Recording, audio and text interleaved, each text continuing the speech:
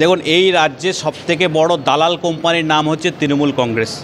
তৃণমূল কংগ্রেসের রিপ্রেজেন্টেটিভ হচ্ছে আরেক দালাল পশ্চিমবঙ্গ রাজ্য সরকার। পশ্চিমবঙ্গ রাজ্য সরকারের আরেক দালালের নাম হচ্ছে এসএসসি। এসএসসির আবার আরেকটা দালাল আছে, তার নাম হচ্ছে নাইসা। নাইসার আবার আরেক দালাল ডেটা স্ক্যানেট না কি নাম তার একটা। ধরুন, দালাল রাজ চলছে, দালালরা পয়সা খেয়ে চলে গেছে, সাধারণ মানুষ ভুগছে। দালালের কাজ দালালি করা, দালালি করেছে তারা। সাধারণ মানুষ, চাকরি প্রার্থীরা এলাকায় এলাকায় ভুগছে, এলাকায় এলাকায় তাদের হাহাকার উঠেছে। যারা যোগ্য প্রার্থী, চাকরি প্রার্থী, তারাও এতে ভুক্তভোগী হলো এই চোর সরকার, এই দালাল সরকারের জন্য। তৃণমূলের সংসদ নেতা কল্যাণ বন্দ্যোপাধ্যায়, উনি আইনজীবী এই কলকাতা হাইকোর্টের, উনি বললেন যে এই যে কলকাতা হাইকোর্ট যে রায় দিয়েছে, সুপ্রিম কোর্টে গেলে 5 মিনিটে স্টে অর্ডার পাওয়া যাবে, কিন্তু 5 মিনিটে স্টে অর্ডার কিছু পেলেন না। এখন উনি বলছে যে 1 বছরের মধ্যে ওএমআর সিট পুড়িয়ে দেওয়া যায়। কেন পুড়িয়ে দেওয়া যায়? 1 বছরের মধ্যে ওএমআর সিট কেন পোড়াতে হলো, কী বলবেন? দেখুন, কল্যাণ ব্যানার্জি কী বলছেন না বলছেন তার দায়িত্ব কল্যাণ ব্যানার্জি। তাহলে 5 মিনিটে তো স্টে হয়নি, সুতরাং ওনার আইনি এক্সপিরিয়েন্স এখানে ধোঁকা খেয়ে গেল। তো সুতরাং এক্ষেত্রে উনি টুপি পড়ে গেলেন। এবং যারা এই রাজ্যে দেখুন কেউ ভালো নেই, যারা অলরেডি চাকরি করছে, যে দীর্ঘদিন ধরে চাকরি করছে, তারা ডিএ পাচ্ছে না, ডিএর জন্য রাস্তায় ধর্ণা করছে। যারা চাকরি করছে তাদের চাকরি চলে যাচ্ছে। চাকরি কারা করছে?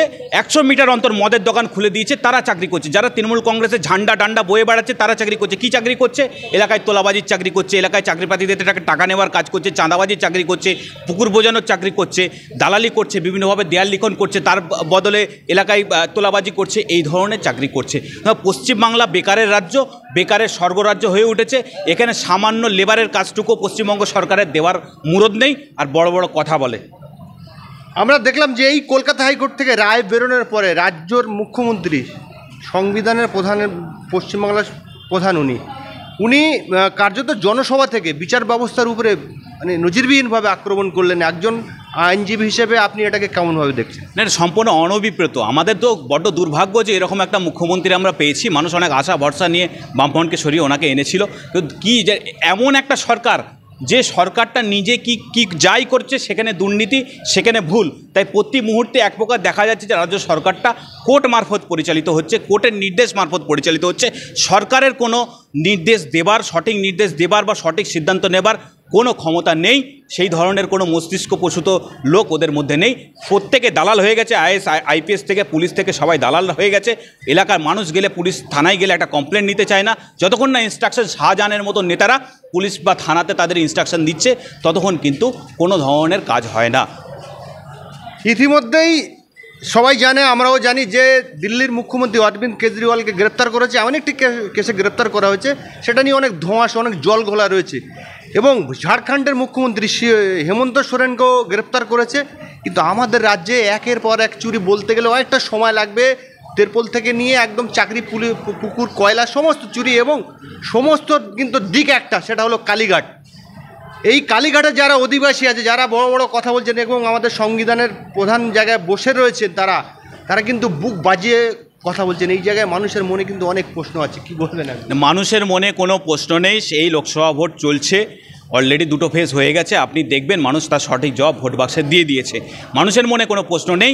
মানুষ যদি তার সঠিক ভোটাধিকার প্রয়োগ করতে পারে, আমার মনে হয় নিশ্চয়ই রাজ্যের এই যে দালাল রাজ, দালাল সরকার, দালাল দল তৃণমূল কংগ্রেস, তারা যথেষ্ট যোগ্য জবাব পেয়ে যাবে। বিজেপি সাম্প্রদায়িক দল, সেটা বলছে, অনেকে মানুষ বলছে। রাজ্যে যারা ক্ষমতায় রয়েছে তৃণমূল, এদের বিরুদ্ধে একের পর এক অভিযোগ। নেতা মন্ত্রী ইতিমধ্যে কেউ প্রেসিডেন্সি, কেউ তেহার জেলে রয়েছে। আরও যারা দল রয়েছে, বামফ্রন্ট, আইএসএফ, কংগ্রেস, এরা বলছে আমরা রুটি রোজির লড়াই করছি, মানুষের সুযোগ সুবিধা যাতে থেকে বঞ্চিত না হয়, যোগ্য মানুষ যাতে চাকরি পায়, তাদের জন্য আমরা পথে নেমেছি। এবং এই যে ইলেকট্রনিক্স মিডিয়া এবং সোশ্যাল মিডিয়া কার্যত পশ্চিমবাংলা 42টা সিট ভাগ করে দিয়েছে। তৃণমূল এত পাবে, বিজেপি এত পাবে, কি বলবেন? দেখুন, ভোট বাক্সে মানুষ যেটা চাইবে সেটাই হবে। প্রত্যেক রাজনৈতিক দলই তার প্রচার করছে। যে নতুন এসছে সেও করছে, যে পুরনো আছে সেও করছে, কেউ কেউ মাটিতে মিশে গেছে সেও প্রচার থেকে উঠে আসার চেষ্টা করছে। তো সুতরাং এটা একটা আলাদা। মানুষ দুঃখ দুর্দশায় ভুগছে।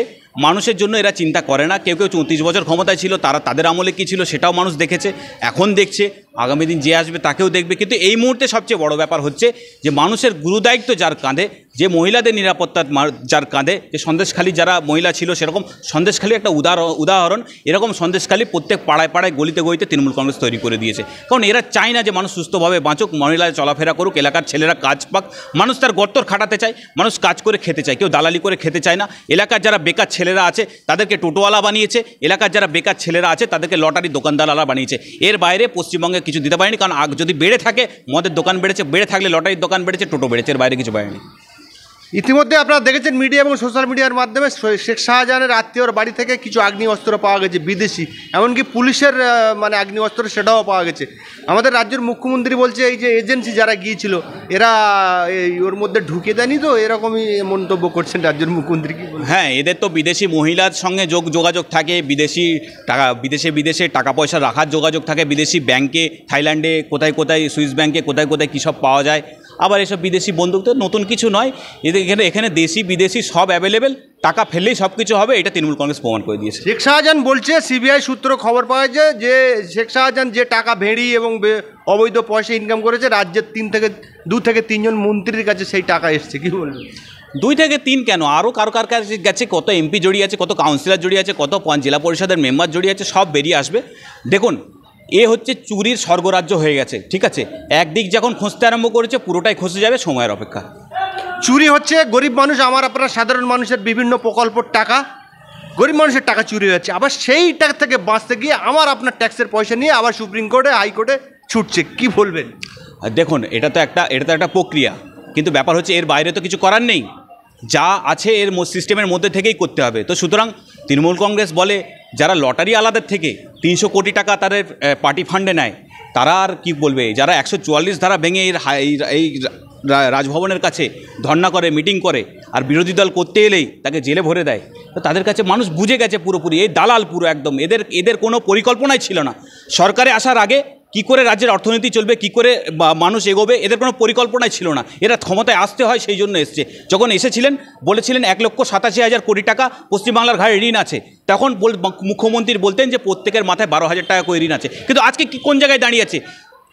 প্রত্যেকটা মানুষ যে ছেলেটা আজকে জন্মাচ্ছে 60,000-এর ওপরের টাকার ঋণ নিয়ে জন্মাচ্ছে। তো কি দিলেন? ঋণটা 5 ডবল করে দিলেন। কী জন্য এলেন? চুরি করার জন্য এলেন। কী দিলেন? টোটোওয়ালা বানালেন, লটারি দোকানদারওয়ালা বানালেন, এবং ভালো ভদ্র মানুষগুলোকে চোর বানালেন। চাকরি প্রার্থীদেরকে তাদের রুটি রুজির সাহারাটুকু ছিঁড়ে নিলেন, ফ্যামিলির ওপরে মাথার ছাদ চলে গেল। আজকে আপনি যে কথাটা বললেন, আজকে 6.5 লক্ষ কোটি হাজার টাকা মতো দেনা করেছে রাজ্য। সেই হিসেবে দেখতে গেলে 9,60,000 কোটি টাকা পার ইয়ার সুদ দিতে হয় শুধু। সেই জায়গায় দেখতে গেলে পার হেড প্রত্যেকটি মানুষের 566 টাকা করে শুধু এই 6.5 লক্ষ কোটি হাজার টাকার ইন্টারেস্ট দিতে হয়, বাকি আদার্স কেন্দ্র রাজ্যের পেট্রোলের যা আছে। কী বলবেন? দেখুন, প্রথম কথা হচ্ছে বিধানসভায় যাচ্ছে কারা? বিধানসভায় কে যে নায়ক যাচ্ছে, গায়ক যাচ্ছে, কিন্তু মানুষের হয়ে যে কথা বলে, মানুষের এই জিনিসগুলো যারা বোঝে, দুঃখ দুর্দশা বোঝে, যারা ডিবেট করবে তারা কি যাচ্ছে? সুতরাং হচ্ছে ওখানে একটা সংখ্যা দাঁড়িয়ে আছে যাদের পিছনে লাথি মারলেও এরা মুখ দিয়ে কথা বেরোবে না। দল যদি তাড়িয়েও দাও কিছু করবে। এই কদিন আগে দেখলেন না, এই যে হাসাতো কাঞ্চন মল্লিক, তাকে সাংসদ নামিয়ে দিল। তো এই তো এদের অবস্থায়। কাঞ্চন মল্লিক এই ক্ষমতা আছে বিধানসভায় গিয়ে দাঁড়িয়ে দুটো ডিবেট করার? লজ্জা লাগে যে এদেরকে আমরা রিপ্রেজেন্টেটিভ মানুষ বানিয়েছি। শেষ প্রশ্ন করুন। আপনারা জানেন দলীয় খাকি কাণ্ড ঘটেছে, সেই জায়গায় দলীয় খাকিতে সিপিএম যারা সমর্থক ছিল তাদের বাড়িঘর ভেঙেছে। কারা ভেঙেছে? টিএমসি আশ্রিত দুষ্কৃতীরা। সেই টিএমসি আশ্রিত দুষ্কৃতীদের আজও পর্যন্ত ধরেছে, তাদের আইনত কোনো শাস্তি দিয়েছে বলে আমার জানা নেই। কিন্তু সবথেকে ভালো খবর হলো যে আপনার ট্যাক্সের পয়সা যাদের বাড়িঘর ভাঙা হয়েছিল তাদের বাড়িঘর তৈরি করে দিয়েছে সরকার। মার খেলো সিপিএম, মারলো তৃণমূল, কেউ শাস্তি পেল না। আপনার ট্যাক্সের পয়সা দিয়ে তাদের ক্ষতিপূরণ করা হলো। এটাকে কেমনভাবে দেখছেন? দেখুন, মানুষের ট্যাক্সের টাকাতেই দেশ চলে, রাজ্য চলে, সব কিছু চলে, ওই আবাস প্রকল্পও চলে, সব কিছু চলে, রাস্তাঘাট হয়, কল হয়, সব কিছু হয়। কিন্তু ব্যাপার হচ্ছে এটা যে ট্যাক্সের টাকাটা ইউটিলাইজেশন ঠিকঠাক হচ্ছে না। দেশের মধ্যে এত ডেপ্থ পশ্চিমবাংলার যে জায়গায় পৌঁছেছে এরকম মনে হয় না অন্য কারোর আছে। দিল্লি সরকার বলে অরিজিৎ কেজরিওয়াল জেলে আছে, কিন্তু দিল্লি সরকারের এত ঋণ নেই। তো এই হচ্ছে ঋণের রাজ্য, যে হচ্ছে কিছুই করেনি, ঋণ নিয়েছে আর সেই টাকা দিয়ে প্রকল্পের নামে চুরি করেছে। তো মানুষের দুর্ভাগ্য, মানুষ একে তাড়াতাড়ি সরাক, এটাই।